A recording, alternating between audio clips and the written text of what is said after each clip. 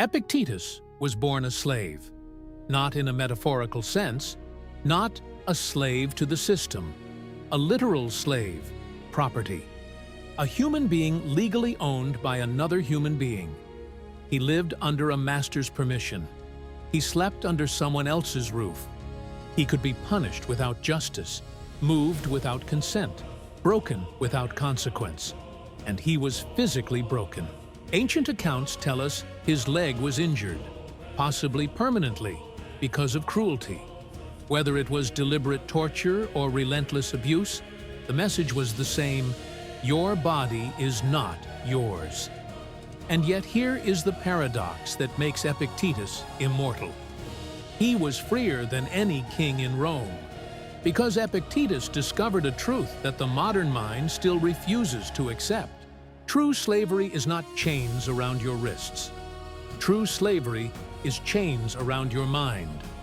You can live in a palace and be owned by pleasure, owned by approval, owned by fear, owned by status, owned by the obsession to control what cannot be controlled, and you can live in hardship and still be sovereign. That is what Epictetus taught, not theory, survival. He did not speak like a poet. He spoke like a drill instructor. He spoke like a man who had seen what human beings become when they surrender their inner rule. And he said, in essence, if you want freedom, stop begging the world to give it to you. Take it. Now, when Epictetus speaks about freedom, he is not talking about politics. He is talking about the only freedom that cannot be revoked, the freedom of your will.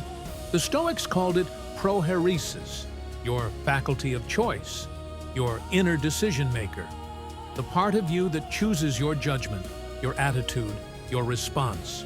Your body can be confined, your job can be lost, your reputation can be attacked, but your prohairesis, your will, remains yours unless you hand it away.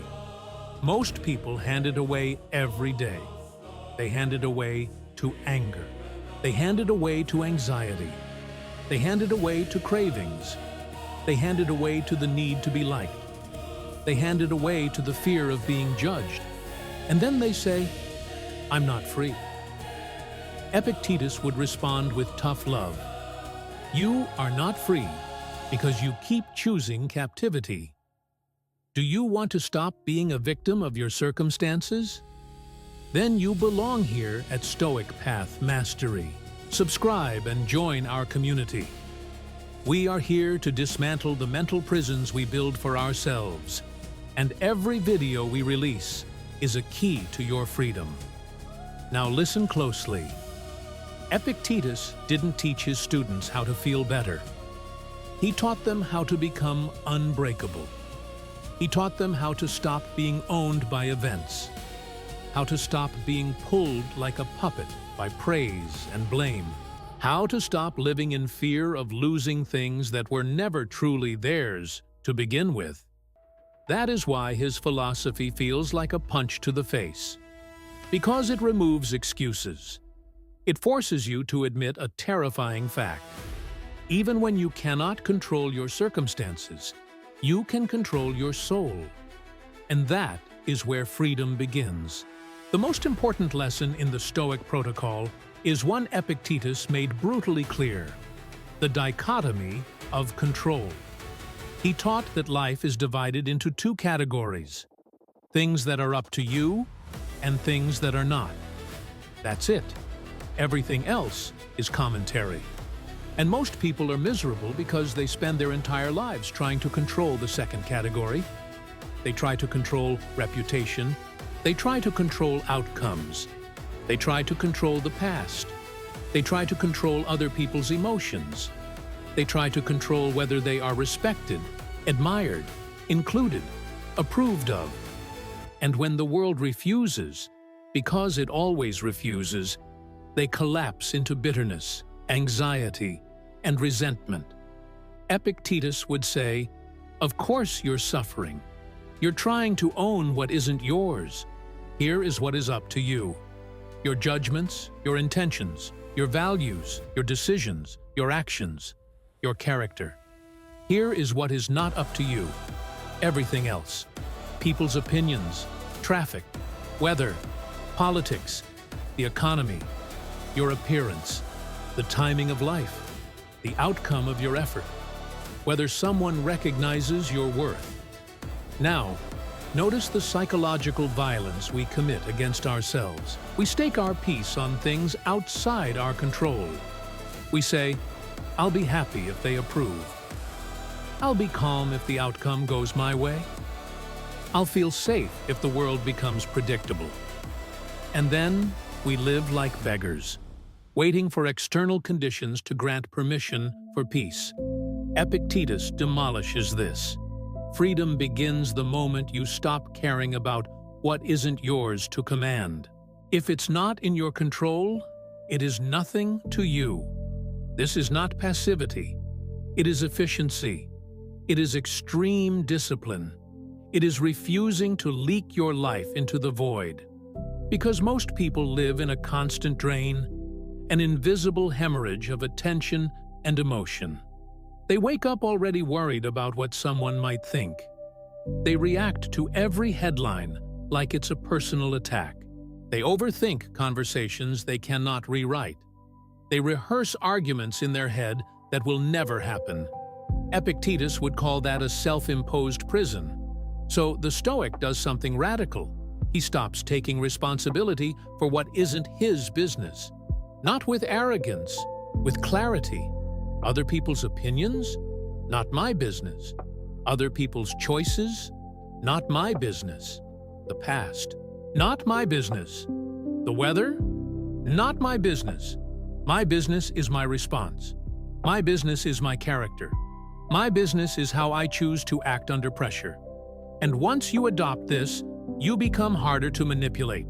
Because manipulation works through hooks: fear, vanity, desire, ego. If you can't be hooked, you can't be dragged.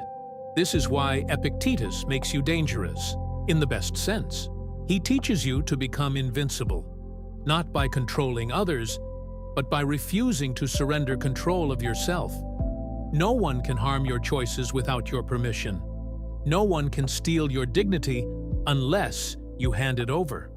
And if you're still not convinced, Epictetus ends the argument with his toughest idea of all. Epictetus was famous for tough love. He told his students the truth without cushioning it. He said, "You are not entitled to an easy life. You are not owed comfort. You are an actor in a play. You don't choose the role, but you choose how to play it. If you are cast as a beggar, be the most virtuous beggar. If you are cast as a leader, lead with justice. If you are cast as a sick person, endure with courage. If you are cast as someone betrayed, respond with dignity." Because the Stoic does not measure life by external status. The Stoic measures life by character. And this is where Epictetus becomes truly liberating. He removes the obsession with control over the script. Most people waste their lives complaining. Why me? Why this role? Why now? Why are others treated better? Why is life unfair? Epictetus would tell you, you are wasting your part. Play it well. Now, there's a phrase often associated with Epictetus: the door is always open. It's been misunderstood by many. He was not encouraging despair. He was describing the ultimate proof of inner freedom, that you are not trapped in the way you imagine. Even when circumstances are harsh, you still possess the ability to choose your attitude, to choose your conduct, to choose dignity. And if a person truly cannot live with virtue under certain conditions, they always retain the philosophical reminder that they are not forced to participate in inner slavery. The deeper point is not about escape. The deeper point is about sovereignty. You are never forced to betray your character. You are never forced to surrender your will. The world can pressure you, but it cannot command your soul. Not unless you allow it. So here is the practical application.